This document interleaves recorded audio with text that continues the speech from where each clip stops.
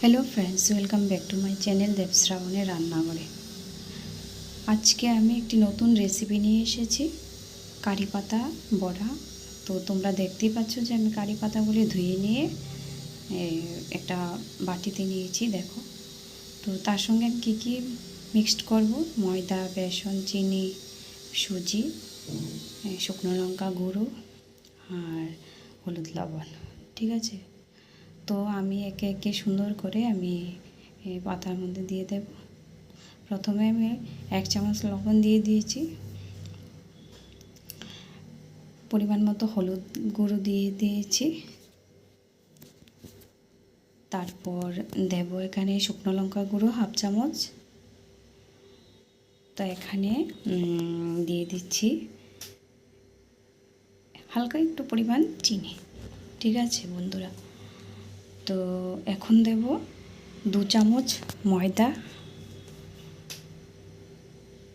2 চামচ ময়দা দিয়ে দিলাম 2 চামচ এর মধ্যে।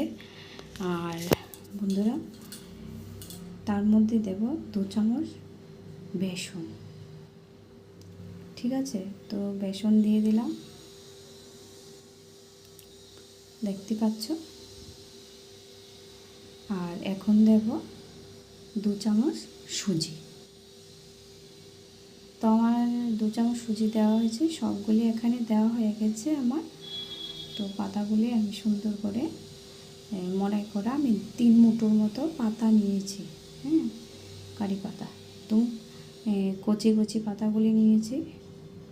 তো সুন্দর করে আমি ভালো করে এগুলিকে মিক্সড করে নেব হাতের সাহায্যে।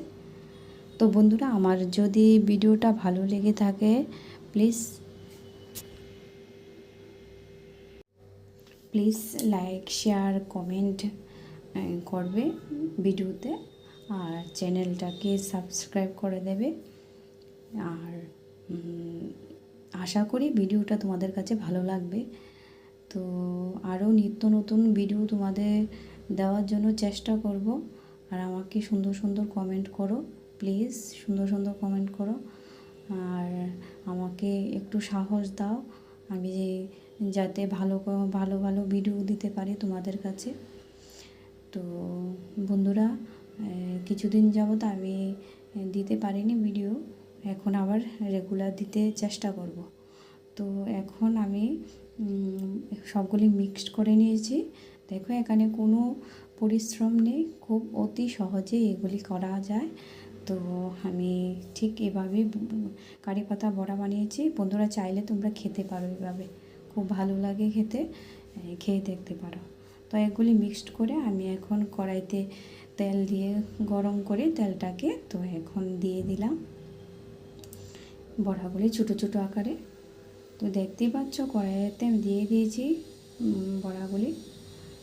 তো আমি একদম খুব অল্প স্টিমে এগুলি ভাজবো, যাতে ভিতরের বড়ার ভিতরেরটাও কাঁচা না থাকে, একদম মচমচ করে। তো দেখো আমার বড়াগুলির কালারটাও তোমরা দেখতে পারো যে কালারটা খুব সুন্দর এসেছে। হ্যাঁ, তো দেখো কালারটা খুব সুন্দর এসেছে।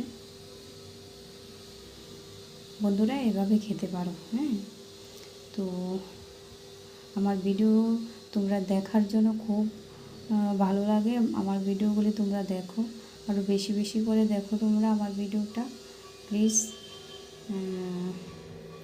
আর এভাবে খেয়ে দেখতে পারো বড়া। হ্যাঁ, যাদের বাড়িতে কারি পাতা গাছ আছে তাদের তো কোনো চিন্তাই নেই, তো কেনার কোনো প্রশ্নই ওঠে না।